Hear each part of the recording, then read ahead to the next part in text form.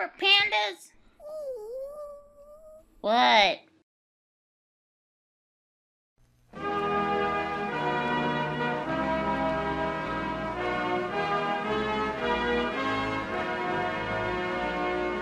Canada, a land too vast to contemplate, a country the size of the world, surrounded by 3 of the Earth's great oceans, a march of endless horizons revealed upon the— Hold it!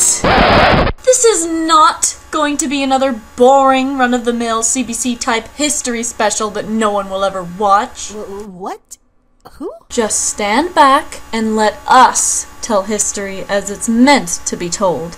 And like all histories, it starts with an ancient story.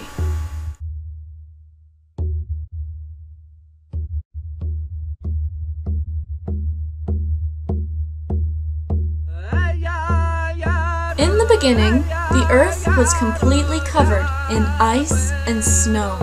It was cold and miserable. No life was able to survive.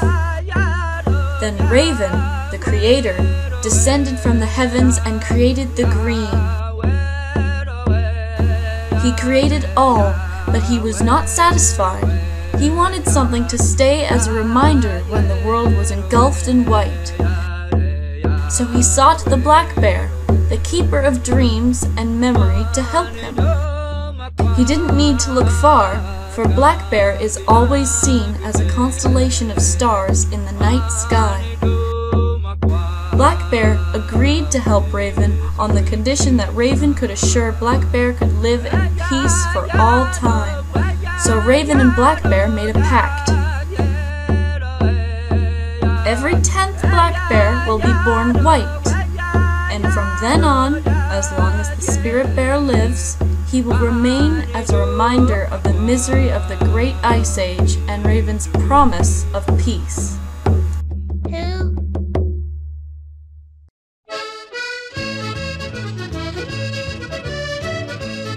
Long before the arrivals of the Europeans, Canada lived freely and in harmony with wildlife and nature.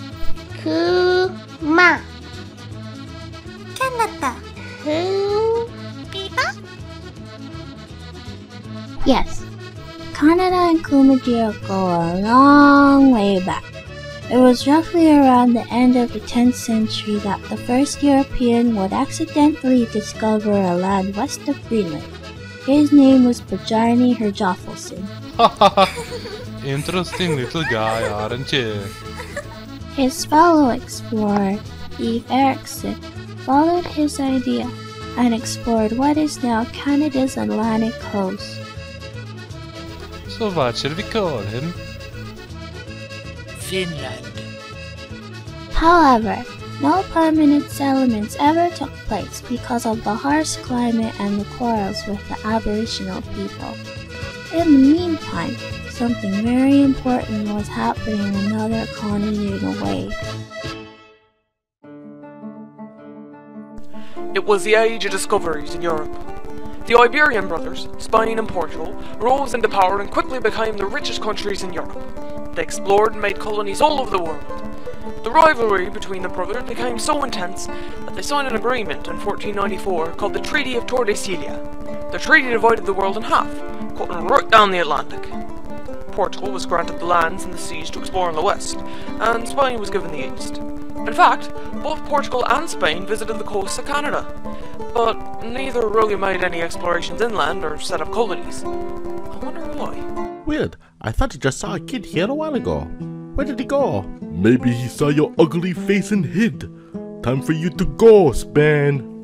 I'm right here. But Spain and Portugal's position at the top of the age of discoveries was about to end, because 3 young upstarts had begun their climb up the power hierarchy in Europe. Well, there must be lands those two haven't discovered, right? Sanctioned by the Pope? Who cares what the Pope says? I do not get on with the Pope either.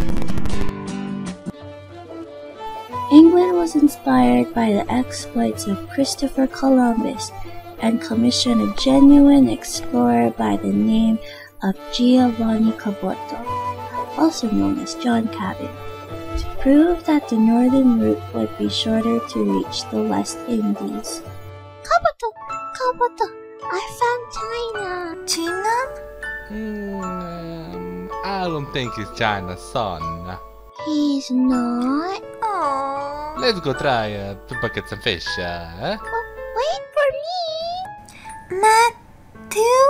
Who?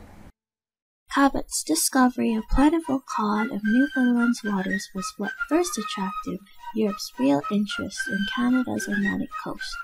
But it wasn't until the early 1600s that the very first European settlers would come to Canada and stay permanently.